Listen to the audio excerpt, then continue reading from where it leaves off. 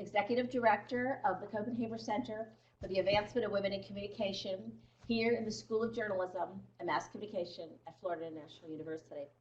I'm delighted to welcome you here this afternoon to the Copenhagen Center Leadership Webinar Series.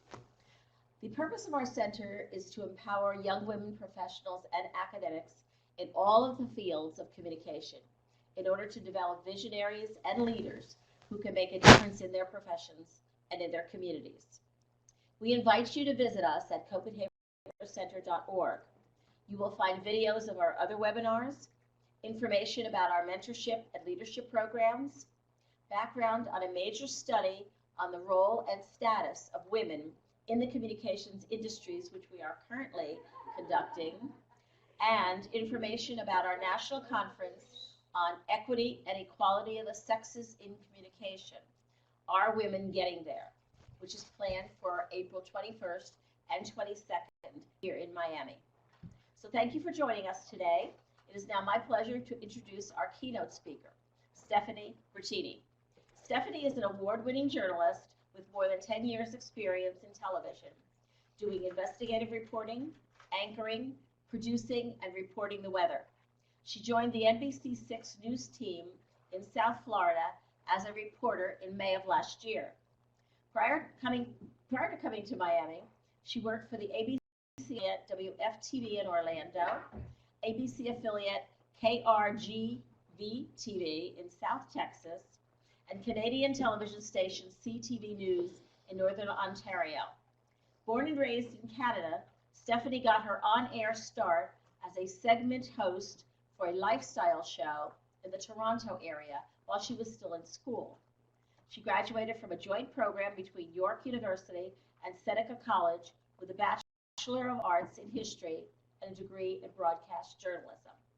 Stephanie has received several honors for her reporting, including a National Edward R. Murrow Award, an Emmy nomination, and several recognitions from the Texas Associated Press broadcasters. It is my pleasure to give you Stephanie Bertini. Stephanie? Thank you. Thank you, everybody, for being here live and online with us. I'd like to start by saying I'm so excited to be here and talk with you about the two things I'm most passionate about, television and journalism. When we talk about television news as a craft, we're talking about the set of skills that are required to do this type of job. And I would certainly say that it takes special types of professionals to execute this job properly. When we look at the concept of journalism overall, moving along on our slideshow, journalism in general, I would say, is defined as a lifestyle. You have to take this as a lifestyle if you want to do well, regardless of the medium. So when we look at journalism as a lifestyle, we have the ability to expose injustice, to defend victims, to shed light on issues that would otherwise be untold. And moving along on the slide, you'll see some of the qualities that I've listed that I've noticed that great journalists have, right? Great journalists, they're committed to what they do. They're passionate about what they do. They're determined. They have great ethics. They have courage. They have curiosity because stories are everywhere. It's up to you as the journalist to look for them, to dig for them, to find them. Great journalists are always asking questions, and great journalists, I believe, are selfless. And I'll tell you this, what we do is for the people. We are public servants. This job is not for everybody. This is a huge responsibility. And I believe that if you take this on, you must put journalism first. When we look at the business of television, which is the medium I've always worked in school, I definitely studied broadcasting in general, television and radio. I streamed into television early on while still in school and continued after graduating with a stream in news. Now, when we look at television news in general, it is a business because the bottom line is that it comes down to ratings. The ratings are what drive the advertisers to essentially buy commercials. That's what fuels this beast from an economic standpoint. And in order to have good ratings, you need strong talent. So part of your craft is being strong on the air. And you need engaging content. When I talk about content, it's everything from the video, from the sound, from how the shows are written, from how the reports are written. So from a reporter standpoint or the journalist standpoint, as an on-air talent, it is your job to make sure that everything that you execute on air, and now in this day and age online, is strong in terms of content. And if you look at this overall, other journalists that work in TV, including producers, editors, et cetera, that's the job of everybody, because this very much is a group or a team approach. You know, moving along, I want to talk about some elements of this craft. And before I do that, I just want to quickly say, when we talk about craft in general, in terms of what you need to do in order to do this job well, be a journalist in TV, this is like a newsroom, like the industry, a group effort. You're forever a student of the craft. I am still a student of the craft now, about 10 years into my career, and I will continue to be. When I was in your shoes, aspiring journalists who are joining us today, or young journalists who are joining us today, I learned from instructors, from mentors, and from others, people that I worked with when I started in my career, people who were the same level of experience as me and maybe just a little more. Because this craft is something that's learned. I learned so much from my photographers, from my editors, not only the other reporters and anchors, but everybody that contributes to this. So I think if you decide you want to do this job, you go in with the mindset that you're forever a teacher and forever a learner, right? These are some of the things that are required when we talk about elements. Craft involves weaving words, sounds, pictures. Pictures being video and or stills. Sounds being natural sounds, if you're familiar with that term. So sometimes that little gnat sound in a TV story of a dog barking or a child crying, these are the things that come together to help make that story or that piece that we're putting to the air a little more colorful, a little more effective. Because when we talk about craft, what we want to do is capture the attention of our viewers, because again, if they're not watching, the TV stations aren't getting ratings and we failed at our job, right? So we talk about weaving words, sounds, and pictures together. We talk about how you gather the news, because news gathering is an integral part of the craft, right? You have to be ethical. You have to work sources on and off the record.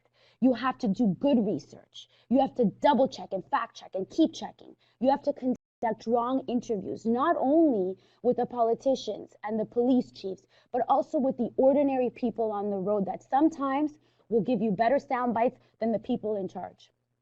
You have to hold people accountable when you're gathering the news, but you also have to be kind, because again, this job is not about you, it's about them. And then when we talk about craft, there's a little math in this. Most journalists aren't great at math, I can tell you. I'm not. But you know, it's TV, there's time limits. The average television story is 2 minutes long, and that includes the anchor's toss to the reporter and the reporter's toss to their package. Like, that's the whole piece. You lift a news story, it's 1:30 or less. So you have to hit those time limits and you have to meet your deadlines, because at the end of the day, when that newscast comes on, you better be there.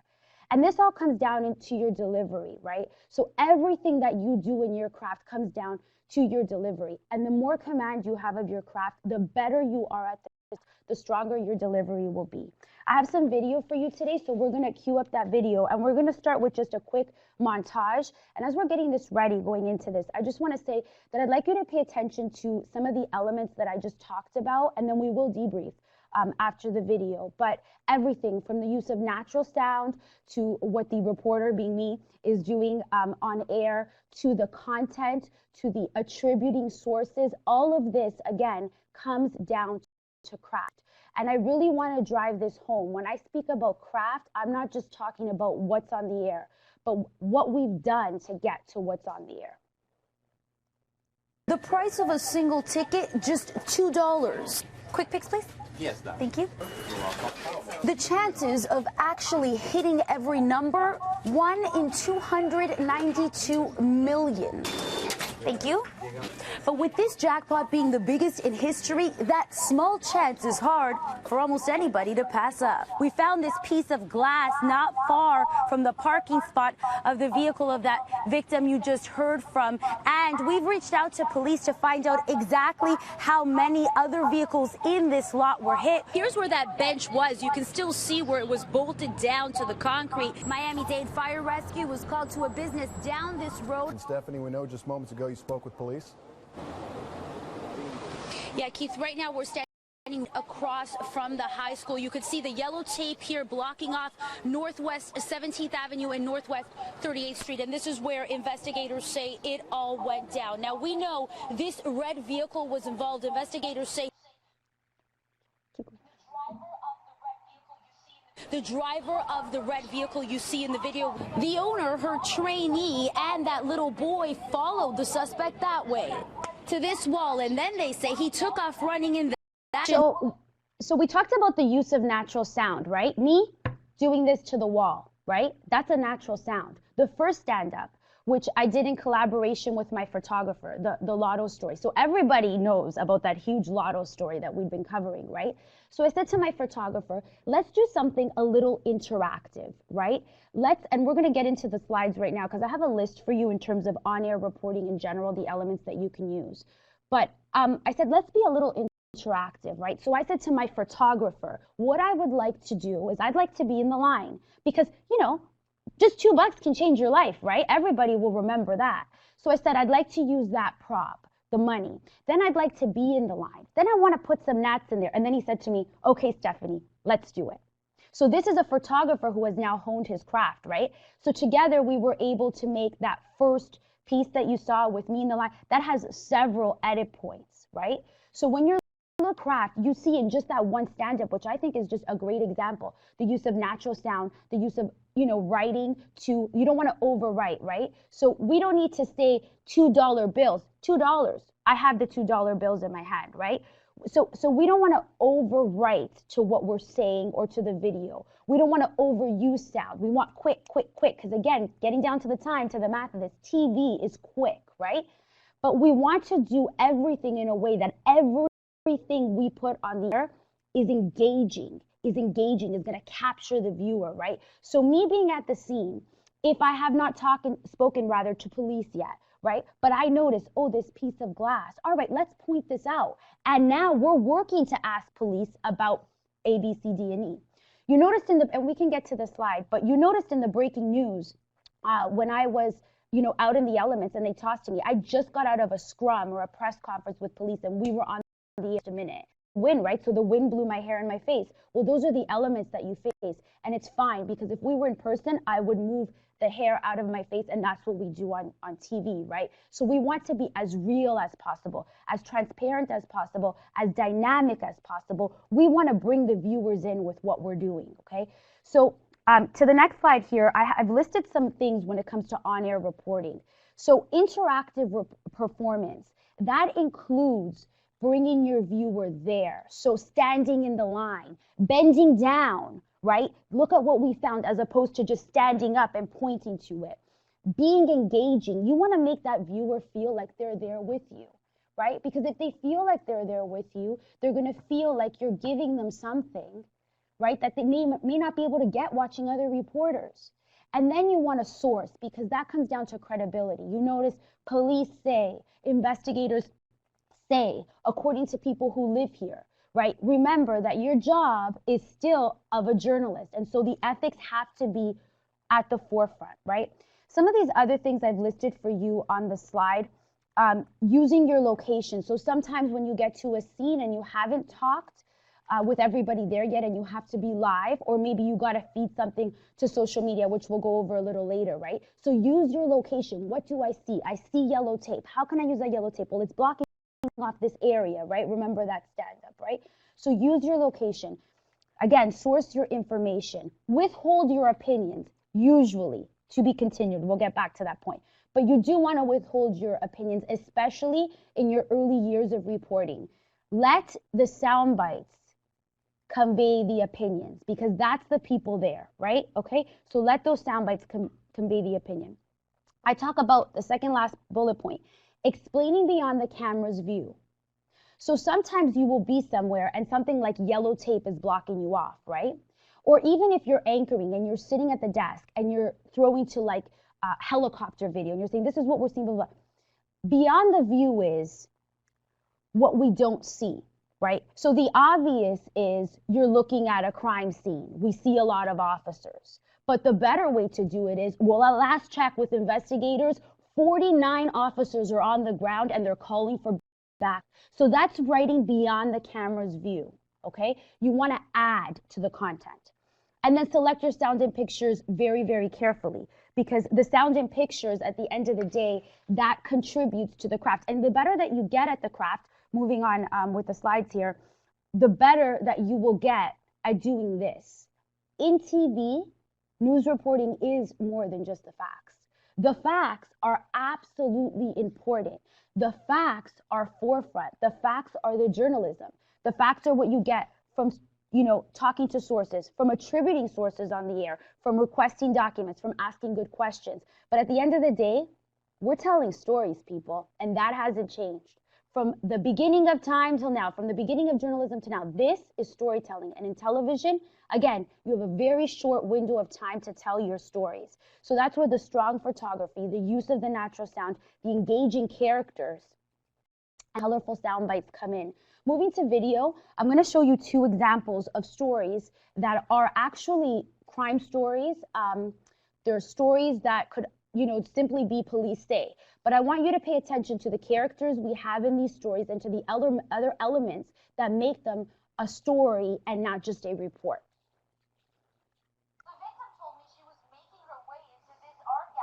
The victim told me she was making her way into this art gallery when she was attacked on this street. Tonight, more than a month later, Miami police are still looking for the woman responsible for an attempted purse snatching that left the victim hurt but not defeated. It happened in Wynwood in broad daylight. This is a look at the scrapes left behind from an attack the victim is still shaken by. She asked us not to show her face. She turned around and she started running and she pulled me to take my purse. This is the purse still by her side tonight. The victim says her attacker got away with nothing. In this surveillance video, you can see the victim holding onto her bag tightly, and the woman who police are looking for now dragged the victim across a section of Northwest 26th Street. Detectives say it happened on July 6th, but police didn't start investigating until the next day because the victim waited to report it. She was a bit scared, shaken up when it initially occurred, so we can't start investigating a crime if there's not a victim that comes forward. So the investigation began the day after the actual crime, so we need the community's help. Tonight, police are releasing this surveillance video in hopes it might jog someone's memory and maybe bring in a tip that could crack the case. Are you shocked that this happened to you? Yes, because I'm from Venezuela and it's very strange and weird that this happened here. The young woman says her family moved to America to escape the constant threat of this kind of crime. And so now the fact that something like this happened here in a place like Wynwood, where she once felt safe, is a reminder of the constant fear she once lived with. I'm a little bit scared that something happens to me again. She's hoping police catch the woman responsible. In the video, you see her taking off in this vehicle. Police don't recommend anybody fight off a thief like this woman did because they say this could have been a lot worse for the victim. Tonight, anyone with any information has to call Crime Stoppers, and we have that number for you at the bottom of the screen. I'm reporting live in Wynwood tonight. Stephanie Bertini, NBC 6 News. And here's a picture of the woman on the front door of the store. The image frozen from surveillance video captured on cameras inside. The owners here say she walked in and walked out with a wad of cash. Walking through the aisles quickly turned into walking through the areas off limits to customers. The owners of this store would soon find out this woman had no intentions of buying anything. It feels that she's stealing from my family, our business, our hard work. Valsan is a family business, Martha Valdez says, with more than a 25-year history, and she or her relatives have never had to deal with something or someone like this. In this store surveillance video, you see the woman make her way into the back office with a shopping basket in hand. She looks around, takes a call, leaves, and comes back with a different basket. This time, she gets more invasive. She tried to mix with an iPad. She put it in her purse, but while she was searching, she, I guess, changed her mind, put the iPad back, and took the cash instead. How much money? About $1,100. The money was petty cash for the cashiers. The crime, according to Valdez, happened Sunday afternoon, but wasn't discovered until the next day. We check that petty cash every morning, and as soon as they opened the cabinet, all the money was gone. Somehow, the woman managed to carry out the entire unnoticed by the staff who work here and the customers. There was a lot of customers in the store, and also she was dressed in full black, which is our uniform for our employees, so she blended in. Now the woman's picture is up throughout the store, and the owners have their fingers crossed. They hope police catch her soon.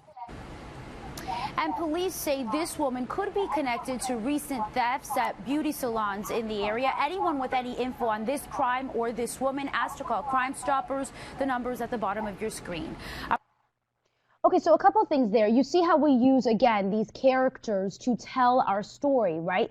The last one that we saw, which was the theft that happened at that store, it wouldn't be such a memorable story if it was business and these people felt so slighted and how could this happen and blah, blah, blah, because that is what makes us as viewers connect to it, right? We all have families. We all have people we care about. And so that's a universal theme. When I talk about universal themes in reporting, you want to draw on those things that everybody would kind of absolutely understand or resonate with. The death of a child. Nobody would say, or most people wouldn't say, oh, people would be touched by that. People would think that was sad.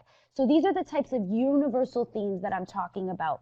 Now, you notice the use of surveillance video, and I saw some of you with that first report. Oh, wow. So here in South Florida, I've worked actually in Florida, in Orlando, Central Florida, and here in South Florida. So in the Miami market, there's a lot of use of surveillance video, right? So surveillance video is actually a public document, so to speak. It's a public record. You can access that. And so using that in your reporting sometimes helps you make a stronger story because, again, it's all about the elements. It's all about the video. You saw me interview, and we're going to move on with the slides, but one more point on this last slide before we go. You saw me interview somebody that, didn't really speak very good English, right? You'll see another example of that coming up. Well, again, we care about people, right? So it's our job, right? If we're interviewing somebody that's integral to our stories in TV, that maybe English isn't their first language, to help them, right? To help them by things like, so how did that make you feel? And maybe using your questions on the air to help them hammer through their point is my point, right? So you want to help the people that you're interviewing if they don't have such a strong command of the language, kind of get it across, right? So that, again, comes down to craft. When we look at, moving on in the slides, strong reporters overall, I've listed some of the characteristics that I've noticed make strong reporters. Strong reporters break stories. They bring exclusives. They enterprise story ideas, but also angles. So how can we do this story differently? What is different about our report at NBC6, where I work today, than what the competition's going to have? That adds to your stock as a reporter. And the better you are at the craft, the better you are at recognizing when you're gathering the news in the field, what you can do to make the reports different, the more of an asset you are to the station that you work for. You know, good reporters, they dig deep. They don't just take what's on the surface. So if somebody just told me, oh, the purse snatching was awful, well, I want to see it, right? I want to see what you're talking about. So again, we don't want to take anything as face value. We want to tell the truth, but we want to make sure we fact check the truth. Now, another important thing about good reporters is that they follow up stories. And we're going to look at a couple video examples coming up. The first two are follow-up. So I report for the 11 p.m. every night. I often report for 5 and 6. So sometimes, like on this particular day that you'll see right now in the video we're about to queue up, I will do a story for 6 o'clock, let's say, in this case, and then again at 11. So look at what's the same, look at what's different. And then the last piece, pay attention to the new details. I just took the 11 story from the last piece. We're about to watch 3 pieces of video. I just took the 11 story, but I also did an earlier report. And you notice the anchor off the top, he's going to push new details. Again, your value as a reporter, you call your producers and say, look what I got. Go ahead. Disturbing crime against a child is caught on camera. The boy was watching cartoons on an iPad while his mother was working in a salon when a man comes in and just snatches it from his hands. However, there is a happy ending to this story. NBC6 reporter Stephanie Bertini spoke with that child's mother. She joins us live from the Tamarack Salon with more. Tell us the good news, Stephanie. Well, Jackie, that happy ending came within the last hour when a family walked through the door of the salon and gave that little boy a new iPad. The iPad in Alejandro Rico's hands is brand new, just given to him by this family. This man says he wife decided to do something after finding out from a Facebook post that the boy was the victim of a thief. That's a horrible thing to happen to a kid like that. The crime was caught on camera. You see Alejandro sitting in this beauty salon. That's the suspect investigators are looking for now. The little boy is only 4 years old, but he knows what happened was wrong. He says it was scary. His mom says it all happened so fast. She's training at this under the owner. She says a few days ago that suspect walked in and asked if his mom was in the place. When she turned her back, investigators say the iPad was snatched. It's crazy. The owner was also here. She says she's been in business for 12 years and nothing like this has ever happened.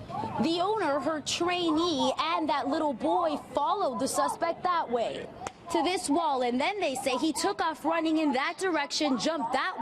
That's when they lost him, and then they called 911. The police say I'm a little bit crazy because my reaction was just follow the guy, and that's what we did. Now the Broward County Sheriff's Office is looking for the guy.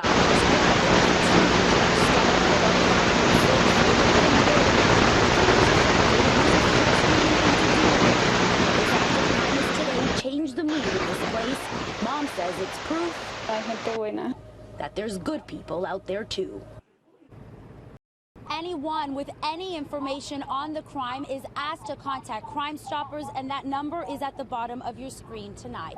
Reporting live in Tamarack, I'm Stephanie Bertini, NBC6 News. This video may have you asking, how low can people get? A thief in Tamarack is seen on this surveillance video stealing an iPad from a 4-year-old. NBC6 reporter Stephanie Bertini spoke with that boy as BSO deputies search for the teen robber tonight. Stephanie?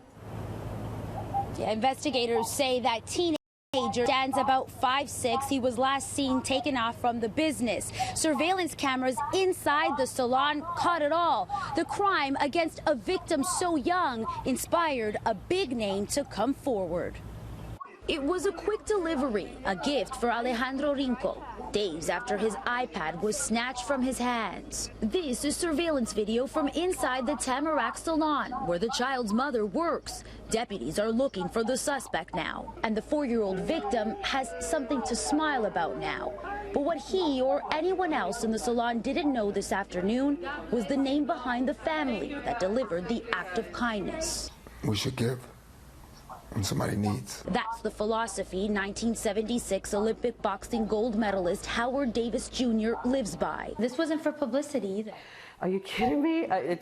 No. At this time, we're relaxing. Still, the Davis family let us into their home tonight. Turns out their plan to slip away unnoticed didn't work out. So why did they rush to the store to buy a stranger's child a new iPad? Well, first, Mrs. Davis learned what happened on Facebook. When I saw that, it touched me, because I can imagine Samia with her iPad, and if somebody did that to her, I wouldn't know what I would do. The boy's mother was so touched by what the family did. She said this is a reminder that there are good people out there. Helping others has been a hobby for this boxing champ in his retirement years. Tonight, I asked him if success created his desire to give. Winning is one thing, but losing teaches you more. Boxing is a metaphor for life. It really is. You know, you heard the saying, get knocked down and dusting yourself off and get back up. It's the same thing in life. And the hundreds of dollars the Davises spent on perfect strangers was just like holding out a hand to help this mother who doesn't have much and her little boy who was violated get back up. The owner of the salon told me she was so touched by this act of kindness. Still, she's hoping police catch the guy responsible. Anyone with information asked to call Crime Stoppers tonight. The number is at the bottom of your screen. Reporting live in Tamarack, I'm Stephanie Bertini, NBC6 News. Burglary at a South Florida seafood warehouse. Tonight, the owners are hoping DNA evidence will be the clue investigators need to find these thieves. NBC reporter Stephanie Bertini joins us live from Miami with the new details. Stephanie? Well, the owners say that police found blood near the hole they believe the thieves created to get inside. Tonight, they're hoping that blood could lead to an identification in terms of who's responsible for this theft that will surely create a financial dent in this family business. He's been in business for 30 years. But fish distributor Reynaldo Diaz says what happened overnight nothing like he's ever seen before. This is where they did it. It's boarded up now, but Diaz says crooks made this hole in this freezer's wall, gained access from outside, and took an estimated $30,000 worth of frozen fish. Were you shocked? Yeah. It was very devastating to receive the phone call from the police department this morning, letting us know that they had broken into our business. Gudelia Diaz helps her husband run the business. She says they got from police around 6 a.m., rushed in and saw one of their 2 freezers empty with their own eyes. The second one, which is the one behind me, was not touched.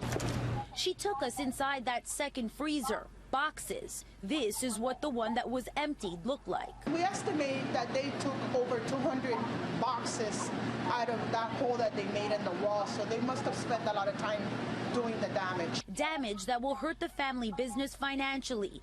Even the couple's children understand that. I know that it's going to affect us, and I know that things are going to be tough. Now the family wants justice. This is Diaz speaking with a police investigator earlier this evening. And it turns out some traces left behind might help crack the case. They were able to find some blood in one of the places where they broke into, so hopefully, they can get some DNA from there and we can find out who did this.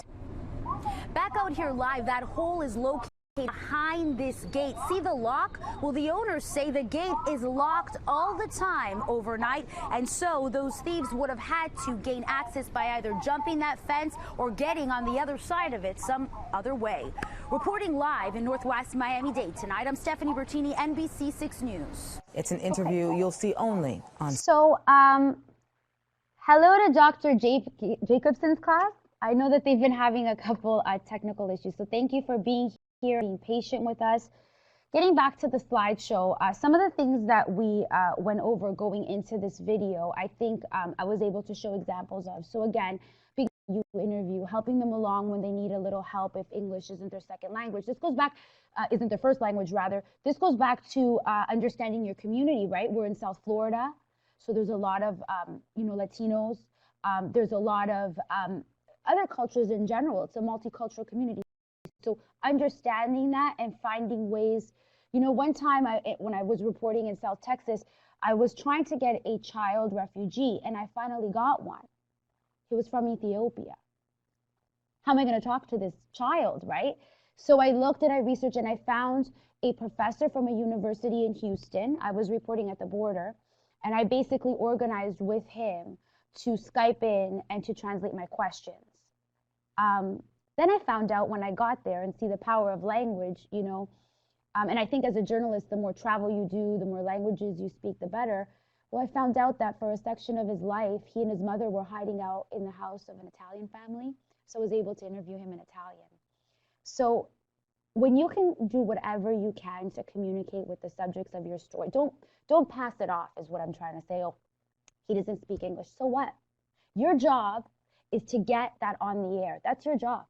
And that is your responsibility as a journalist, okay? So, this notion of caring about people, I really believe it should be at the forefront of what you do, regardless of the medium, and I can't say that enough. Now, moving on to the next slide, we're talking about emotion. Now, I believe emotion is the key to your craft, especially in TV. The words, the sounds, the pictures. What happened, the facts are dry compared to how what happened made people feel, okay? How people feel, that's the cause and effect, right? The crime is one thing. How did the victim feel?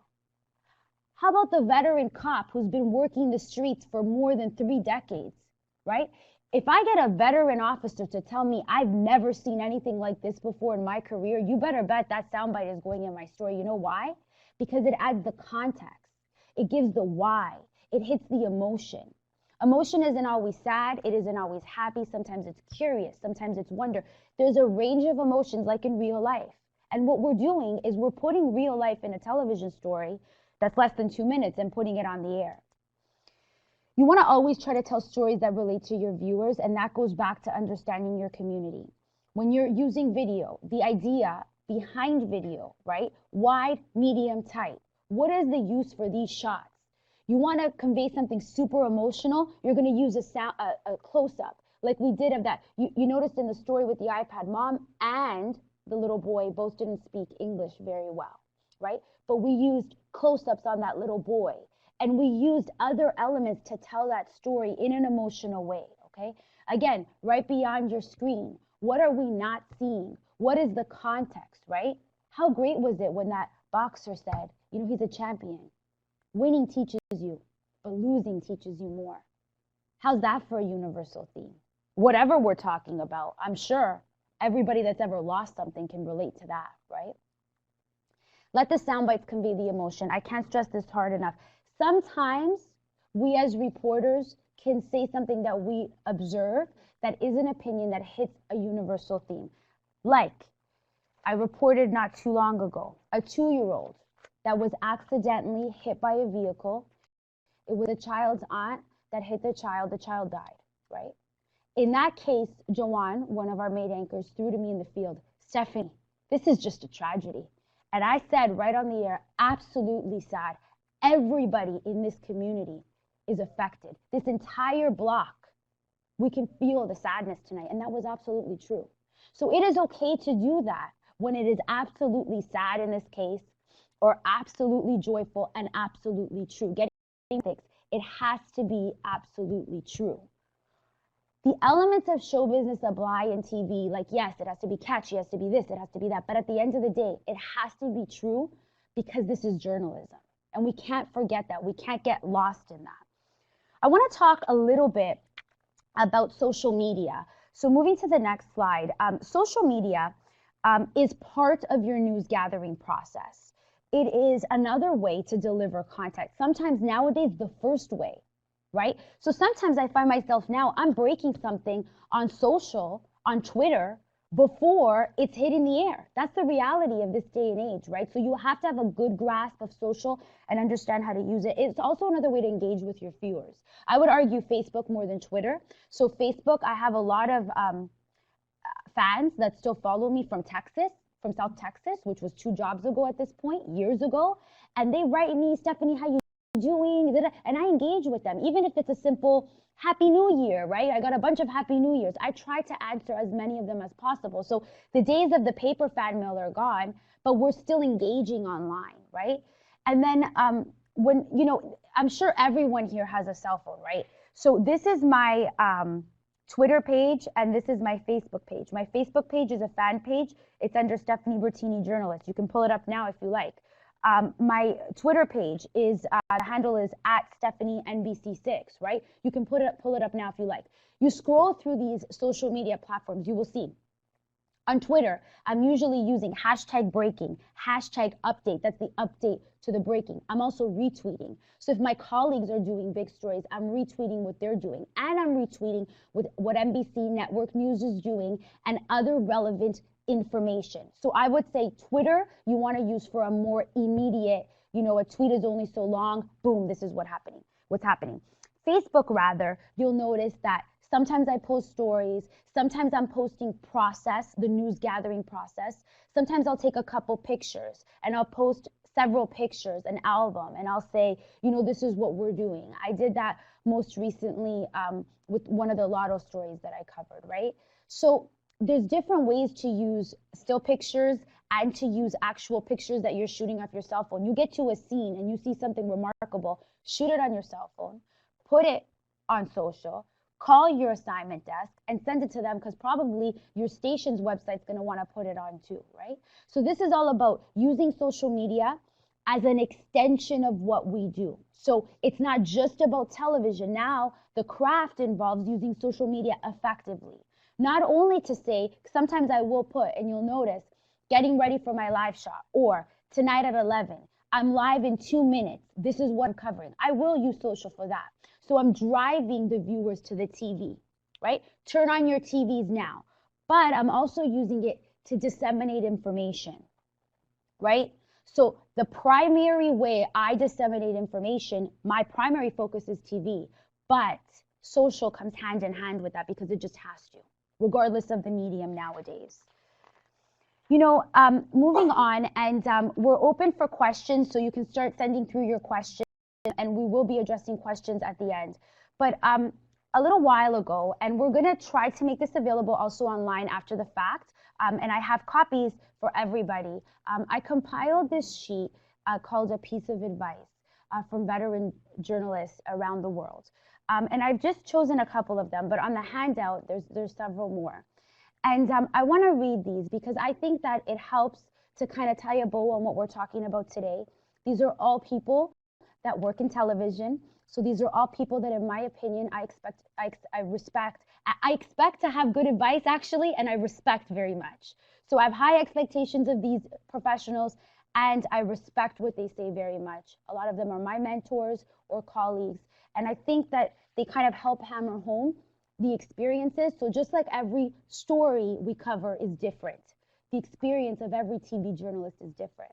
But there's these universal themes, again, that we use in our reporting and in our experiences that bind us, right? We are those people who decided to put other people first, right? Stephen Stock, he's an investigative reporter. He's been doing it for decades. He works for NBC in the Bay Area. He writes, love what you do. Be passionate. Follow your passion and your heart. Give everything you've got. And despite the many bumps in the road, and then, as an aside, and there will be many in this business, always remember that if you do it right, you'll change the world. So then we have Les Rose. He's a photojournalist. He's a photographer for CBS Network in Los Angeles, a great mentor of mine. I've learned a lot from him. He says, when you have an internship, arrive early and stay late. Work holidays, nights, and weekends. Short staff means more chances for you. And be kind to every single person at the station, exclamation mark. Have a dream of where you are going to be in 5 years. If you don't have dreams, they cannot become true. Willing to move anywhere. Do not limit your job hunt to your home station or region. Moving on the slide. Polo Sandoval, my former co-anchor from KRGV in South Texas, is now a national correspondent for CNN News Source. He's based in Washington, D.C. Crave critiques from colleagues. Remember, a journalist never stops learning. Every story should leave them with a small nugget of knowledge they can keep in their arsenal, right? How's that for describing growing your craft, right? Then Christina Tenalia, a very good friend of mine. She's a reporter for CP24 in Toronto, Canada. This is not an easy business. It requires a lot of hard work, perseverance, and patience. But I've noticed that those who've had the courage and commitment to stick through it and stay in the game always achieve their goals. You will get rejected many times. You will watch your friends and peers get promotions, opportunities, and jobs ahead of you. But the only person's career you need to worry about is yours. If you keep at it, keep focused, and keep improving your craft, keep seeking advice from mentors and superiors, you will make it. And to the last slide, Aska Jajeno, she's a reporter in Pakistan. She writes, as it is said, a journalist is the voice to voiceless millions. You definitely have the will and potential to live up to the quotation. Hold your head high with pride on choosing the profession of truth. Journalism, if done wholeheartedly, becomes a passion and not just a profession. And finally, for me, dream beyond reason and reach beyond your limits. Believe in your talents and appreciate your gifts. Embrace that you have made a choice to serve others forever by telling the truth.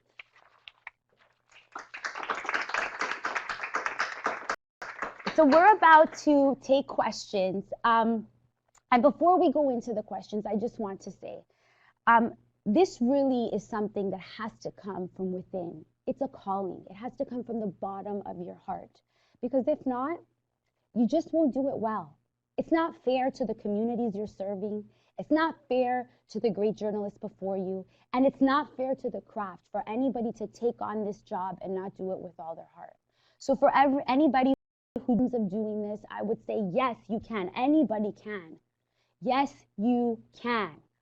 But you have to be willing to put this ahead of you. And I know it sounds tough, right? I lived it. I'm still living it. It's really, really tough. But so are the lives of the victims we cover, right?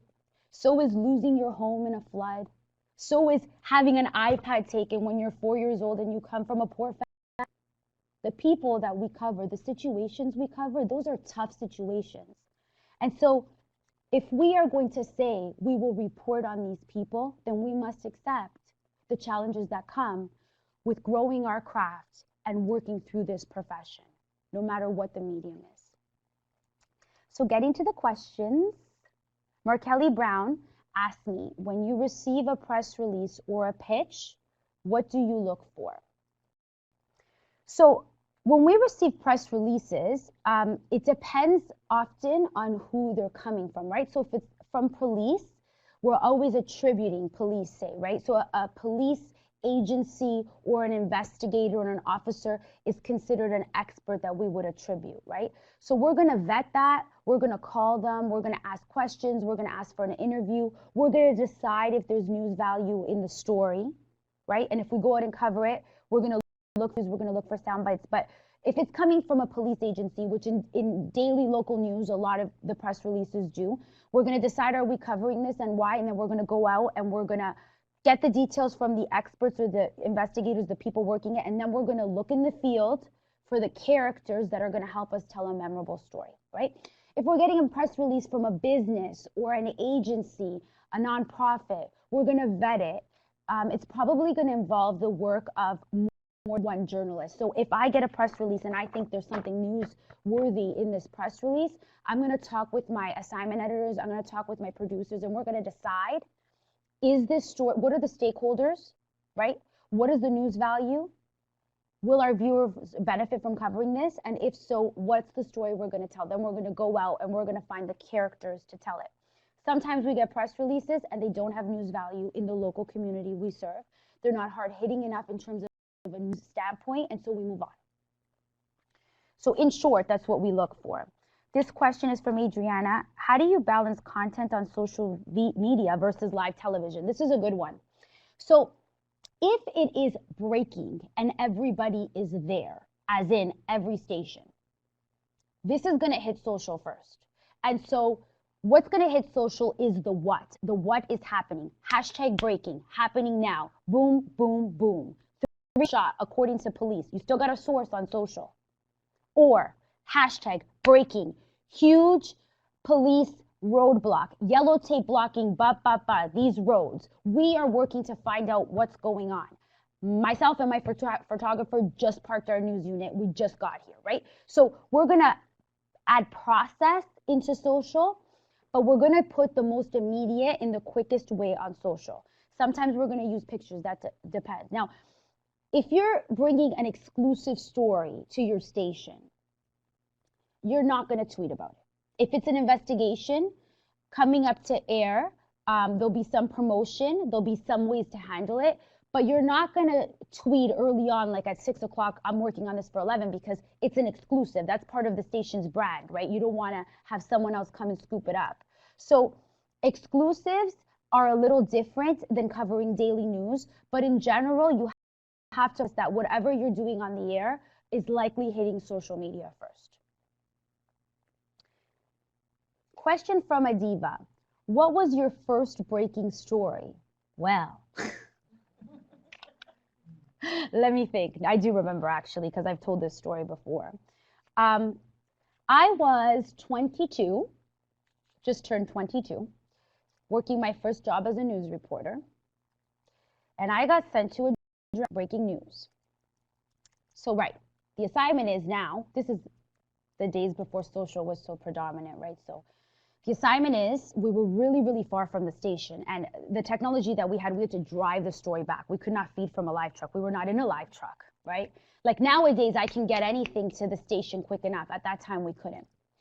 So this is when I was reporting in Canada, Sudbury, Ontario. It's a drowning. So a couple of kids my age, 22 to 25, were camping. And one of them got drunk, went out on a boat, and never came back. Imagine covering that when you're like, basically, these are like, this could have been my friends, you know? So we get all the details. I got to bring back this story. And I knocked. They had a trailer that they had set up on the campsite. And I knocked, right? And they were so abrasive. And they said to me, you know, leave us alone. We just lost our friend. And I said, I'm just trying to do my job. I understand. And they looked at me up and down and they said, You look like you should have been out here partying with us yesterday, not holding that microphone. And they were mad because sometimes when you cover these types of stories, the families of victims, they feel invaded, right? The whole drive back to the station, covering that breaking news story, right? Supposed to be exciting. Well, I remember it because I cried the whole ride back. You know, you look at the tragedies people face, and I was just thinking, how could those friends feel? And I felt so awful for invading their space. And how does, you know, the parents of this young man that just died, how will they feel when they get the call, right? And you start balancing and thinking in your head, at what point are we doing our job, and at what point are we harming people, right? My photographer, which was a veteran, as hard as they come, looked at me and said, as he threw his cig out of the window, "Kid, better get used to it. Can't go home crying every time." And he was right. And I continued to cry for years and years.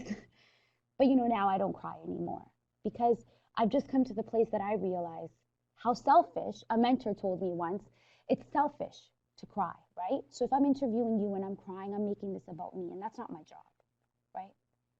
But of course, we're people and we feel, but we have to balance that. But anyways, that's the story of the first breaking news story I covered. We have a live question. Let me take this one and then I'll go to you, okay?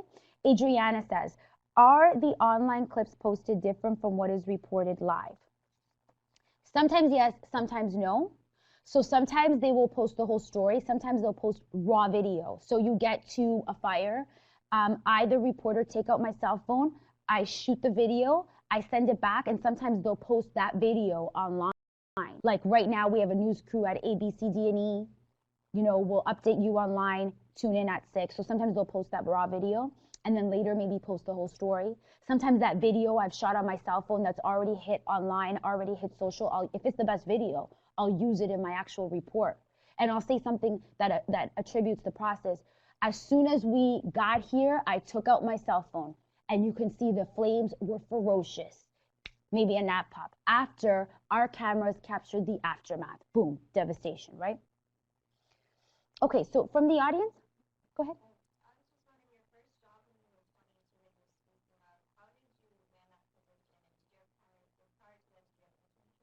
So when I started, I did a lot of internships, actually. I really did serve coffee in green rooms. I really did pick up clothes for talent. I did a lot. I rolled prompter. I was a floor director. I did a lot in internship positions. So I was the one that any opportunity I could get my hands on, I would get because I wanted a full resume. In my last year, I had the opportunity to report for this lifestyle show as a segment host. So they had a main host and then everyone did a segment. I did one a week. I did not get paid for it, but I did it on the air nevertheless. It was a cable station in Canada, Toronto area, and that went on. So I had some on-camera experience. News reporting, the first job I got, I landed by going to an industry conference in Canada. Like here, they have, it's now RTDNA. At the time, it was RTNDA, sign of the times. So the D is digital, right? So RTNDA. Now it's Radio Television News Directors Association. Now it's Radio Television Digital, blah, blah, blah. Anyways, digital's in there. The point is, I went to this conference and networked at the conference with my demo tapes. At the time, it was a DVD. I know now they're just like online links. And my face was on it. It was, yeah, quite cute, quite embarrassing. And on it with like a headshot like this. And I gave it to everybody. And I bothered a lot of the news directors. And then one called me. And I went to this interview. My dad drove me. It was up north, 4 hours from where I lived in Toronto. And I was like, wow, there's cows. Growing up in the city, right? And anyway, so I had this interview, and then on the way back, I was just really quiet, and my dad says, well, what's wrong? And I said, well, if they hire me, this is where I'm gonna live, you know. I was a kid. I was 21 at the time.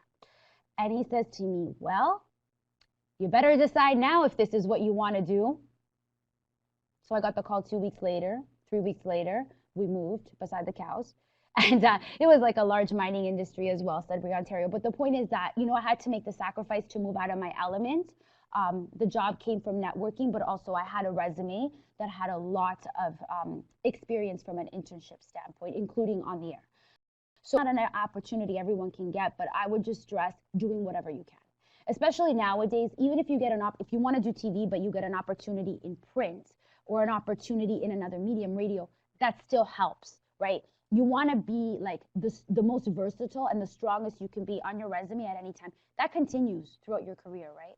So when you get more competitive in your career, like, so Miami, the market is top 20. When you're looking at top 20 or top 10 or network, they're always looking for the strongest resume. What have you done? What have you covered? So it extends a little more than, just what was your experience. It's also your life experience as you continue to be a journalist. But that is something that comes down to the craft as well. Like, you start honing that now, getting these skills. As Polo put it, you get these things and you put them in your toolbox, right? Like you're acquiring experience, you're acquiring everything to set you up for the next job. So this is a different one.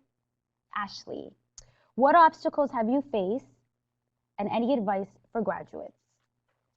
So for those of you who were listening to my wonderful introduction, so I'm Canadian born. I am a Canadian journalist. So when I was in school and I told my professors, I want to go work in the US because the industry is so much bigger and I want to go to New York and I want to do all these great things, they were like, yeah, that's not going to happen. Right. So this was post 9/11. They're not, that's not going to happen. I mean, they're not giving out work visas. And so everybody really told me, like, this is not going to happen. I had one professor who I still am in contact with, who became a great mentor to me and still is. That was the only person that told me it could happen. Everybody else told me it is not going to happen. And as I started my career, people told me this is not going to happen. I started at, it's a little different in Canada. So basically, here there's affiliates and owned and operated stations in local news. So in Canada, it's either cable or it is an O&O. So I started at CTV, Northern Ontario would be the equivalent to an O&O. How NBC6 is O&O for NBC Network. So I started in a B market. Here the markets are numbered 1 to 200 something. There it's A, B, C. I started in a B market. So it was a little advanced. I started in a contract position, then they gave me full time. But the point is that, when I started, it was the same thing, you're always reminded of what you don't have. I started in a newsroom where everyone there was a veteran. All the young reporters started in the bureaus, right? But I got the opportunity to start in the station. That was tough when, everyone's kind of, without saying it, reminding you that, you haven't worked as hard as they have to be there, right? And that continues, right? It really is a tough business. People will always remind you of what you don't have. But what I did is I said, this is my dream. And that's why in my quote, I said, dream beyond reason. Because when everybody told me it was impossible, but I still wanted to do that. So what did I do? I started networking with trainers in the US. I did a lot of work with Pointer. I started reaching out to different universities, understanding what I had to do to get here. I had to change my on-air performance a lot. The Canadian model is much more conservative. So I had to basically learn a more interactive style. I had to, here we use more common language, like these guys or bad guys. In Canada, it's more like the suspects. So I had to learn how to change all that to make a demo tape that I could send to agents. And then I went to New York with this demo tape and nobody saw me except for one agent. And that agent told me he wasn't going to sign me. So this went on and on and on. Finally, I went to another conference. I continued to go to the industry conferences. I can't stress networking enough. I'm here. I'm available to you. Any of you can reach out to me. Maybe I won't get back to you after the first email. I get a lot of emails a day, but I will get back to you. I will help you. It's up to you to reach out, though. And so this was always what I understood. It's intimidating, but I always reached out to the people that could help me, get to the next step. In short, one day I went to a conference and I met my news director, Jenny Martinez from KRGV in South Texas, and she hired me. And so everybody that told me I couldn't do it, well, I did it. Well, I believe that if I could do that, you all can do what you want to do, but you have to work for it. So Adriana writes, how do you capture the attention of millennials? So I guess she's talking about young people. Because old people watch the news. Okay, so here's the thing, right? So when I started reporting, it's very intimidating because I know at the time and still know, because I'm not that old, that my audience, most of them are older than I am. So you have a certain expectation and a pressure to kind of have credibility and speak their language. And at first, I think that created some problems for me, right? A lot of young female reporters talk about getting the bob, wearing the clothes that are kind of, you look kind of silly in because the clothes your mom would wear, right? So doing all these things, right, to fit in, right? So I think that kind of held me back because I was always thinking this is what I need to do to be accepted. And then one day I just decided, you know what, I'm just going to be me. I'm going to be professional, but I'm going to be me. This is the life experience I have. This is what I've acquired. Of course, after reporting at the border, I did a lot of stories on immigration and cartel-related crime. So I had some, I put up my stocks a bit. I had some credibility, won a couple awards. So you get a little more confidence. But at the end of the day, I was still young. I still am fairly young for this profession. So, but I just decided I'm going to do me and I can do the best I can by being me. And I turned a corner. So now when I'm reporting, right, I think I do have a lot of young people who follow me from all the different markets. They follow me primarily on social. That's how I've identified with them. They email me a lot. They communicate. Sometimes they're people who are interested in journalism, and sometimes they're just viewers, right? And I'll notice, like the people that are always retweeting you or always sharing your Facebook, eventually the traffic you start to notice, right? And it's kind of a compliment, right? Because it's like, well, these younger people are resonating with me, right? So I think that's happening because I'm just me, right? Because at the end of the day, I am who I am at this point in my life with my life experience. And so I do the best I can do for my viewers of every age group. And I'm nobody else but Stephanie Bertini, the journalist. Have you ever reached a roadblock where you can say business has mixed in or bumped heads with your responsibility to the public, like to your ethics? Because I can tell that you're very passionate about the people. Right. So how do you do when maybe you're conflicted with business and you're not able Right. to tell stories? How when's been the biggest time and how have you overcome that? Well, okay. First of all, work at any local news station and try to do a story on a car dealership. Most of the car dealerships, they're advertisers. So the sales department, those are their clients, right? So you get a news tip about a car dealership that's a client, I mean, you're going to have the sales department on you, right? My advice is you fight. Okay? If you're covering that story because it's important, you fight. You will not always win. You go to your news director. You explain why you want to do this story. You fight. I have always been a fighter. I will never put my ethics aside. And if at the end of the day they don't let me do that story, fine, you pay me. But you better bet I'm pitching it to you again in a couple weeks if I get another news tip. You have to keep fighting. I have fought for stories that have taken a year to get on the air. But you don't forget about those people. And you explain to them, look, this has to go through my producers. This has to go through my news director. This has to be vetted. I am not the only person. I have to pitch this story. I will get back to you. And if the answer is no, you explain. I believe in transparency. If you're ethical, be transparent. This is why, right? And you're professional about it, but this is why. But I won't forget about you. This is my cell phone number. Keep calling me. I had a woman, her name was Barb Pilon. She was from Sudbury, Ontario. I reported on her flooded house. She called me every single week until I left that market on my desk phone. You're my angel, thank you. So they ended up building her a new house. Like basically the short of it is had a lot of issues with insurance. I mean, she was an older woman. Her husband had died. She had no children. She had nobody to fight for her, right? So the first couple pitches, my news director kind of said, well, I don't know, what do we? Finally, when we did the story, this woman got a new house. She got contractors in there redoing her house. So the point about it is that you never want to forget about these people. There was another family, there was a young girl, and this is gruesome. She went missing. And her body was in pieces all over the woods. So before investigators found that out, her parents were trying to get the media to cover the missing posters. They were poor. They were not that educated, and nobody was listening to them. Their daughter was maybe, I don't remember exactly how old, maybe 14 or 15, but the point of the story is police were like, she's a runaway. Well, she was murdered. She wasn't a runaway. I managed to do that story. We did a couple stories. We put pressure on police. They found her. They found her dead. But the point of that is that her mom never forgot about me. They made T-shirts, you know, rest in peace, family something. She came to the station to give me one of those T-shirts. Okay? So fighting has a payoff.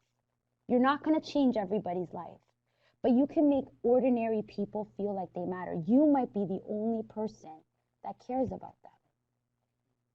And that's a big deal, right? And we shouldn't take that for granted. So in short, sometimes the business side comes into play, but you gotta keep fighting. So I think this one I already went through. Do we have any more? Good. Okay, any more from the audience? Yeah, go ahead. You say that you do mostly investigative reporting. Mm-hmm. I just want to know why you chose that route because recently we've been learning a lot about how expensive it is to produce investigative reporting, and that they a lot of newspapers and they just choose not to do involve so much investigation because it's expensive and a lot of people aren't really viewing them as much. Right. So I just want to know why you chose investigative reporting. So my experience, a lot of my experience that I've acquired has been sort of like I fell into it, so to speak. But I talked about taking every opportunity before I worked. I continued to do that in the newsroom. So my first job, I started as a reporter. Well, within the first job, I hosted entertainment segment until they got rid of it. I also did weather, including making the graphics, and I also anchored weekend. By the end of it, I was the anchor, producer, executive producer, weather person, weather graphic person, and I used to check all the reporter packages for the weekend show, Saturday and Sunday. I did all of that in my first job by the end of it, okay? Then I went to South Texas. In South Texas, I was a general assignment reporter. Eventually, they gave me and a co-anchor 2 newscasts, so I was anchoring as well. And the investigative reporting happened where my news director said, this is still something we want to do. We don't have the resources to do it. It was market 80-something. But I want reporters who are going to come to me and pitch. And that's what I would do. I would go out, I would talk to sources, and I would pitch. The piece that I won the National Edward R. Murrow for, the story was exposing how the Mexican drug cartels were making their way into small American police departments along the border. This was my first American market. I got that story because we heard that a police officer on the street had been threatened via a letter. I never got my hands on that letter, but every day I went out on any story, and every time I was in front of a police chief or a veteran officer, have you heard this? And a lot of people heard it. And then a lot of people told me, this is not uncommon. We're getting threats from, the cartels and cartel operatives all the time. And then I finally got a veteran officer to talk to me concealed. Now, we can talk forever about whether to conceal sources or not. In this case, we had multiple accounts off the record, and we knew it to be true. And we concealed him, and we did that story. That story won one of the biggest awards in the industry, right? And that took a year, right? So, yes, investigative units, we've seen them disappear. I think the industry is and will continue to go back because that is the credibility of the brands. Every station is different in terms of their approach, but the bottom line is you need to pitch them, right? You need to pitch them. No news director or producer, trust me, will say no to a good investigative report. They may not pay you for all the work that goes into getting it, right? But when you do internships, they usually don't pay you either, right? That's the price of admission. So let's say it's really hard to get to interview or ask someone when you're doing an investigation, like they don't want to be featured or they don't want to be, really, they're very careful with what they say. So let's say I interviewed someone that had a story.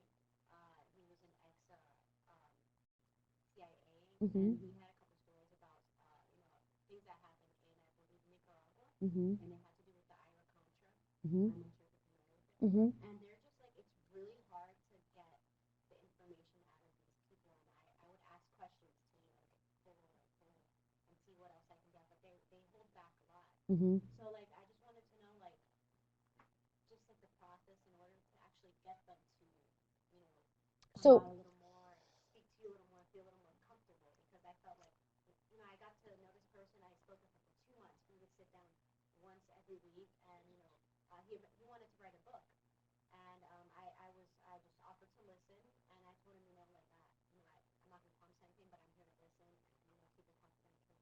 And it was just very hard to really break through that door. Mhm. Someone opening up to you and telling you a lot of stories, and this happened. This individual is from Miami, so I just wanted to know how you were. So have you done the story yet? I'm currently working on it. Right. But as I said, this person, he's very, very low key. He's careful with what he says, so it's really hard for me to sometimes get certain stories out of him. So right now I'm working more on what he did previously, and then he's kind of working on eventually evolving the story, to get a little deeper into that. But obviously, we have to have that level of it. Right. So when working with sources on and off the record, it's all about the trust, right? So that's a very important part of the process, that relationship, the trust. Sometimes you talk to subjects on background, off record, however you want to reference it, for years, and their story only comes to fruition, years later. So it's an individual process, and it's definitely a process. I've noted the more big stories I've done in my career, the more investigative reports I did, the more tips I would get, and the more people would come to me and say, I want you to tell my story. So nothing can defend you as much as your resume, what you've done. And that's a little hard when you're starting off, right? So that's where the relationships come in. Again, this is a process. Again, getting back to honing the craft, right? Ethics is a big part of this. So if right now in university, you're working on this story, talking to this source, and you never do the story, it is not lost, because you are honing a piece of the craft, which comes down to working sources and how to get them. Sometimes, if you have a news agency behind you, they're more likely to trust you. That's true, it's a credibility thing too. But everything you're doing, and I can't stress this enough, like this starting the craft, whether it's working sources or doing anything else, it starts now. It starts from the day you make the decision, I want to be a journalist, right? And you continue to do this throughout your career. And eventually, you draw on your experiences from the past. Well, I remember last time I worked a source on this story, I had these roadblocks, etc. What do I do next, right? What do I do to troubleshoot this issue? I will say very briefly, and I can't talk about the story because it never made air, but I had a huge investigation I was working on, and I went to my news director and I said, we can't do this. And because I knew that if I did this story, it would harm the person that was telling me the story. So you can't get so caught up in the idea of this that you forget, right? That people and their well-being is what matters most, right? Sometimes we will tell stories and it will benefit the greater good, and some will get the short end of the stick. But you have to be able to go to bed every night and wake up every morning and look at yourself in the mirror and say, I did the best I could to protect every single stakeholder involved, right? So that's part of the craft too. Yes.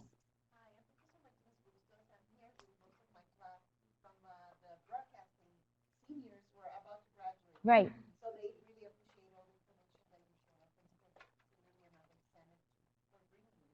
A couple of things, you share so much good information that I always say, somebody like you, we have stuff in the book, we talk to the students in the classroom, but just to hear it from you, it's magic because they listen. Thank you. So one thing, since you've been moving to different markets, you started very young, what would you tell these students when they start in a new market? They don't belong there because they don't have family members there. How do you first start? You say, this is where I'm going to get my news. Where are you going to get the story idea to pitch to your news director? That's a great question. So the advice is for new grads who actually end up getting that job, starting in their first market as you continue to move. If you're not from these communities, how do you embed yourself, right? So there's a couple things that a lot of veteran journalists talk about, and I've done them, and I would say that they work, right? So again, getting back to this point that stories are everywhere, right? So you have to have a certain element of like putting yourself out there, right? So I would not encourage going and joining a bunch of different organizations, because you got to make sure, like, if you're attaching your name to something, there's credibility too, right? So you don't want to go and be with a bunch of organizations, nonprofit, unless you've really vetted them. But what you can do is pay attention to things that are happening in your community and be there on and off the job. For years, every time I went out on a story or I was out at an event, My job was I got to go home with a story idea, at least an idea, right? Maybe not a contact, maybe not everything, but an idea. Look, you go to the coffee shop, right? Instead of, let's say you go to Starbucks 4 times a week in this place that you work, wherever it is in the United States, right? So maybe 2 out of those 4 times plan, I'm going to bring my laptop or my iPad or this book. Who reads book nowadays? I still do. And I'm going to stay here for maybe half an hour. I'm going to build this into my day. Maybe it's my off day, working in my first market, because I want to pay attention to what's going on. When you're working communities, everything from how people speak to how they dress to the cars that they drive, this is all indicative of the stories that are out there, right? But you have to put yourself in these communities, right? So once I took a seminar at the Poynter Institute, and they talked about this as like using the pillars or the posts in your community.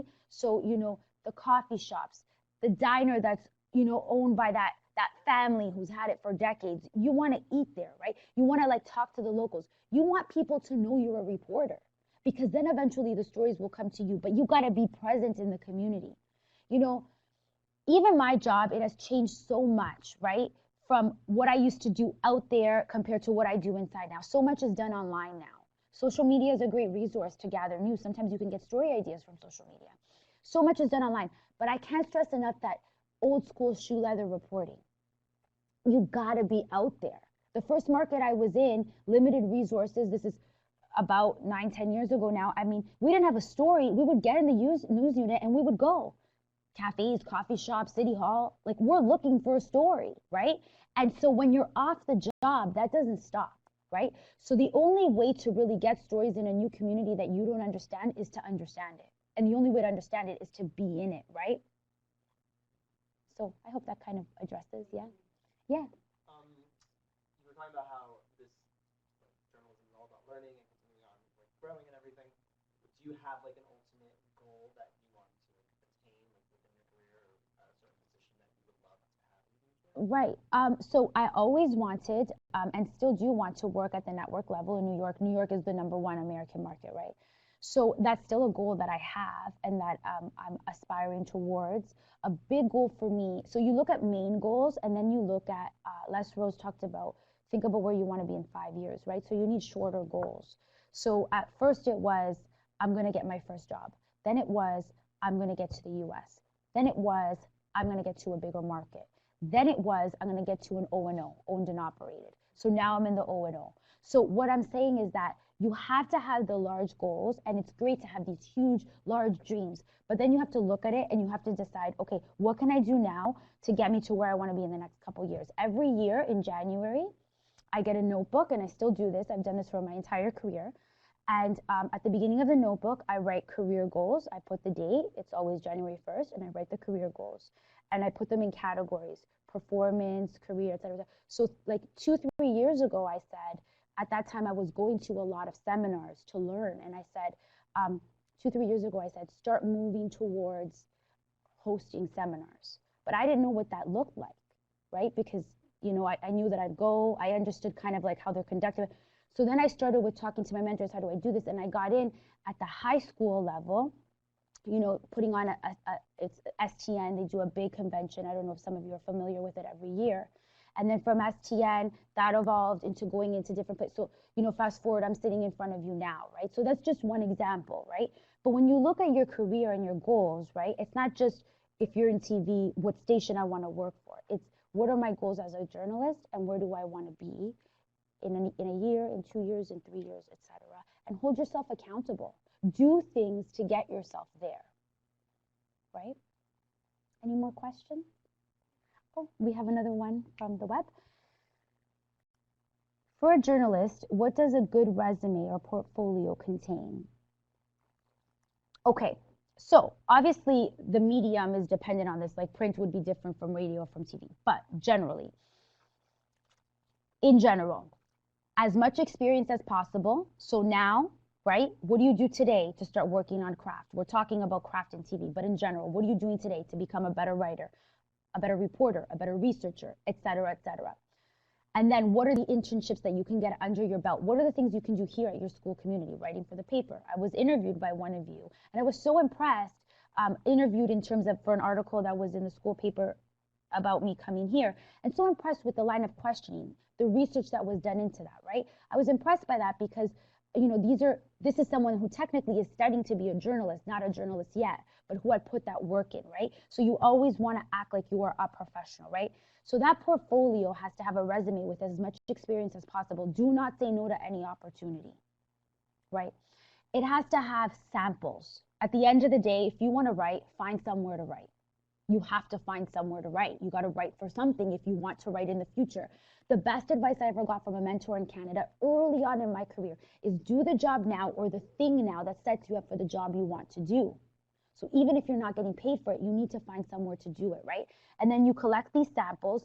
I think the best resumes have lists of experience, no matter what level, because a person can look at it and say, I mean, it's not impressive, right? If I went to a news director and said, I worked in a green room serving coffee, they'd be like, well, you're 10 years in your career. Like, can't you do something better? But if it's a news director in a small market, and if I'm the boss and I see a resume, you did that? Why did you do that? Well, I wanted to, you know, meet some people who are actually on the air and meet some producers and just kind of understand how everything works. I would be absolutely impressed by that. So a resume, a list of things that you've done that indicate what you want to do, and work samples. And obviously you want your strongest stories, whether it's a demo reel or an audio tape if you're doing radio or recording now. I remember that, I have to remember that they're all digital files now. Or, you know, samples of the work, right? So you want strong samples, a few, and you want to be able to talk about, if you do get to the interview process, those goals. What you want to do long term, what you want to do short term. And if they throw a curveball at you, well, I don't have a job as a reporter, but I can get you in to do this. That's a whole other list of conversations. So if this happens to you, you can email me.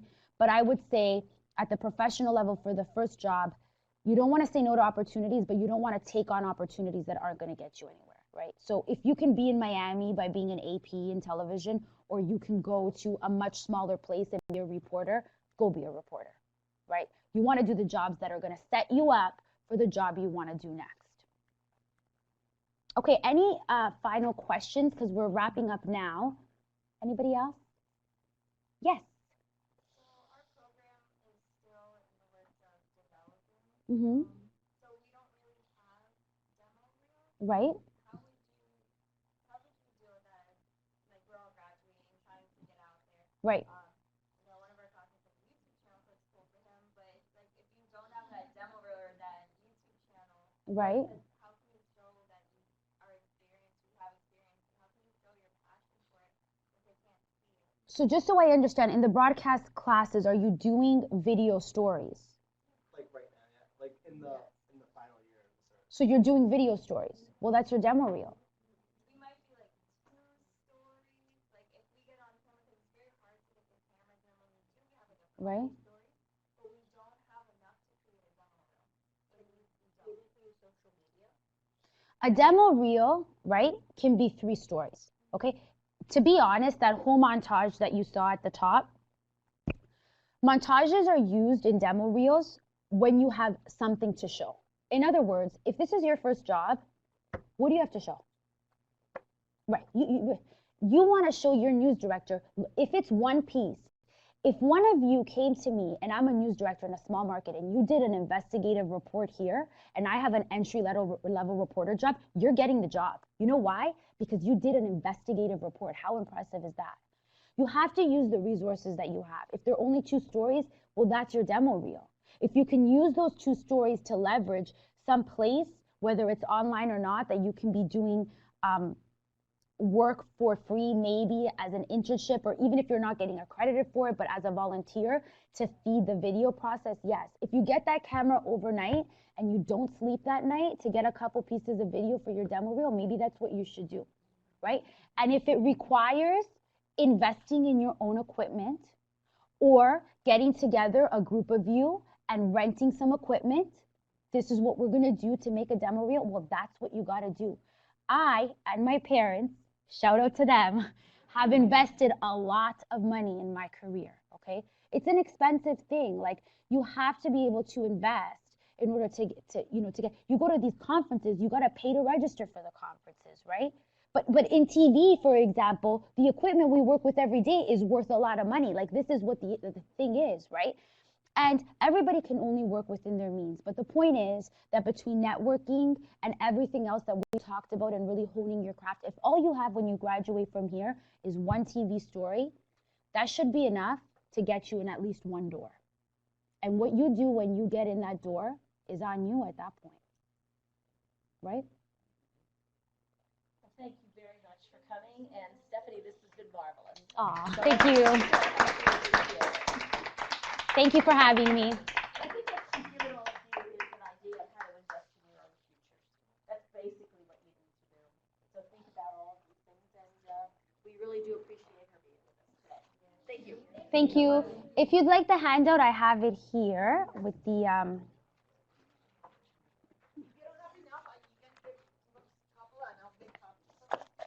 I'll give you, I do have enough, but I'll give you some copies if the other professors are interested in photocopying. It's back in front. Thank you.